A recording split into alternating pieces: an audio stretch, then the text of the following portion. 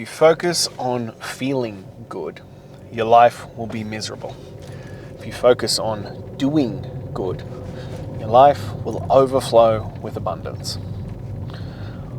One of the biggest issues I see for so many people, is this need for everything to feel good. It's the addiction to comfort. We live in a comfort crisis world. We're addicted to everything feeling good. And why wouldn't we? Our society is now so heavily geared towards, instant gratification. You can get anything at the tip of your fingers, from, heavy calorie, low nutrient food delivered right to your door at the, drop of a hat. At any moment, we can have shopping delivered right to our door. Most of the time, especially if you use Amazon and things, the next day. You have TV, you have social media, you have all the things right there at the fingertip. No effort, with no commitment, with no follow through, with nothing. Just, bam, right there. We are addicted to comfort, to ease, to dopamine bursts. And it's part of the problem. I saw a study the other day that they believe social media, especially things like Reels and short clips, can be 5 times more damaging than casual drinking to the brain. Think about that as a concept. This idea that because you are just absolutely hammering the shit out of your brain with this dopamine, bam, bam, bam, bam, bam, quick fix, because every time you scroll to the next video, you get a dopamine hit. Whereas it used to be that, you had to earn the dopamine. You had to do something, a completion of a task, and completion of something difficult, to follow through to get the dopamine. And now it's literally like, of course we're fried. Of course our brains are fucked. Of course it's hard to get motivated and actually follow through to do things. You don't need to, give effort to receive your dopamine hit. You can just have it happen from sitting on your couch. As I said, food, porn, social media, shopping, all the things that even used to require a little bit of effort. Not that they were great options to begin with, but they required a little bit of effort. Don't require any effort. You don't have to do anything now to scratch that itch, to give yourself that dopamine rush that you're seeking. So we are stuck in this need for comfort. And it's one that often upsets people, is this concept that, you need to stop listening to your feelings. Your feelings are actually fucking irrelevant. And we've gotten into this place in society, in our world, as I said, where it's built this way, but we are constantly seeking to feel good. We are constantly searching for this, I want to feel good in this moment. And this is what's fucking up your life. This is what's derailing you and pushing you into a life that you are miserable in, a life that you hate. Because if you just focused on doing good things, on doing the work, on doing things that would produce, progress forward, you would find that the majority of your life is way happier. It would overflow with everything you want. The biggest gap between the life you want and the life you have is the work that you're avoiding. And we're all guilty of this. We are all guilty of this place. I was having this discussion with a friend today. I was like, when we build out these incredible abundance or this incredible work ethic in some areas, and then just manage to drop it in the other areas because we seek the comfort. You need to continue to build out this work ethic and follow through to not seek the comfort. And it is hard. we as human beings are designed to seek comfort. It's the same as we as human beings are designed to prevent, losing body fat, because it's a safety mechanism. Comfort is normally a sign that things are going well, but we've now reached a point where, we're in hyper comfort. It's not just, hey, we don't have to absolutely go out and thrash ourselves every single day. It's, now we can sit in, absolute gluttony and live this life without consequences, without pushback, without dealing with the consequences of our choices in the moment. Hell, most of the time it's kicked so far down the line that you don't realize how bad you've made it for yourself until it's too late. And worse than that, a lot of our society then celebrates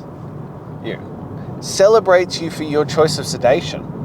And the reason being is because they don't want to do the work either. You're celebrated and congratulated by people who don't want to do the work.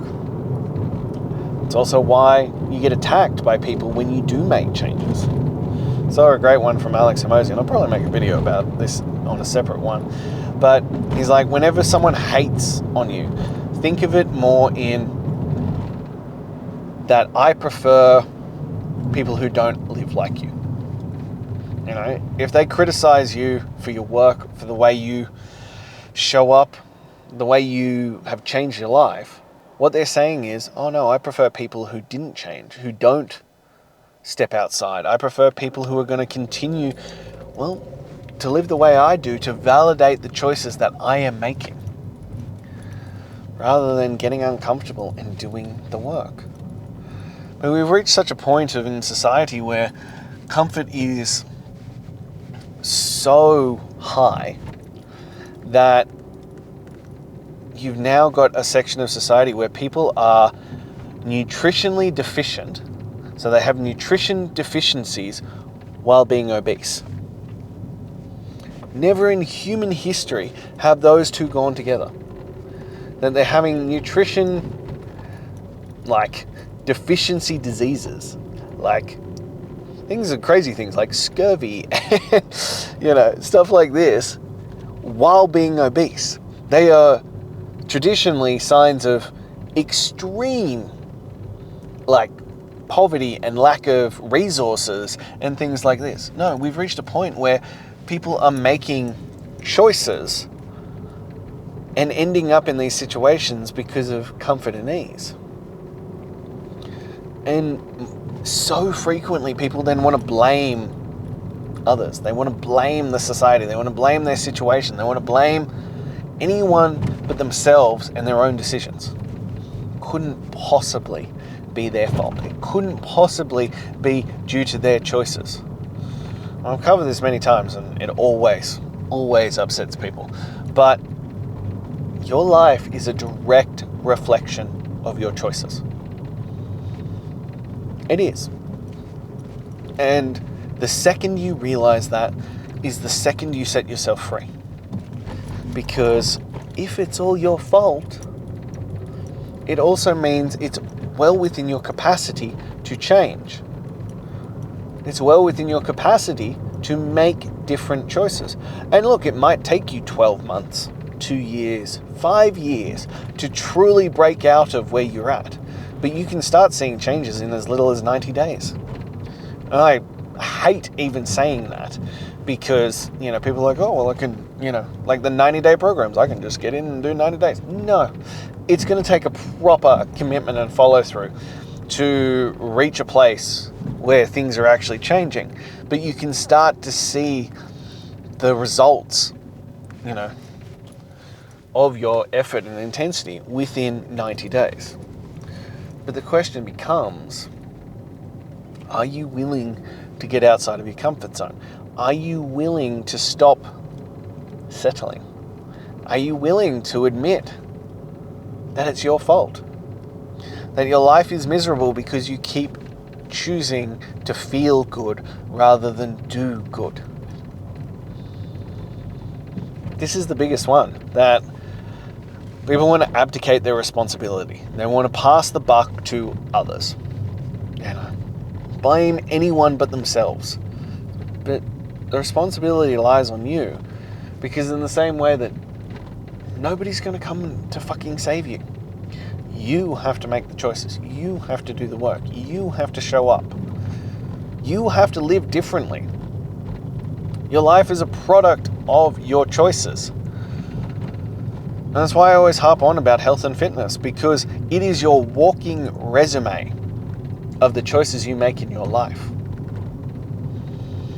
It is literally a billboard to the world of, here are the choices I make. And when you're overweight and when you're obese, it screams that, hey, I choose to feel good in the moment over doing the work that is good, doing the work that is necessary. And that is a deeply, deeply uncomfortable thing to admit. It's a deeply uncomfortable thought process, because it's not your genetics. It's not where you are in life. It is your choices. And that's the reality of this situation, that until you're willing to come to terms with, well, you put yourself here, therefore you can also get yourself out, nothing's going to change. And if you're too addicted to the current life that you lead, well, until you break that addiction, you're going to stay stuck. You're going to stay in this forever loop of hating where you are, attempt to change, but being addicted to the life that you've built and not getting anywhere.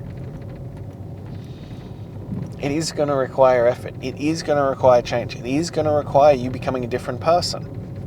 And it is going to be uncomfortable as shit. But it doesn't mean that you shouldn't do it.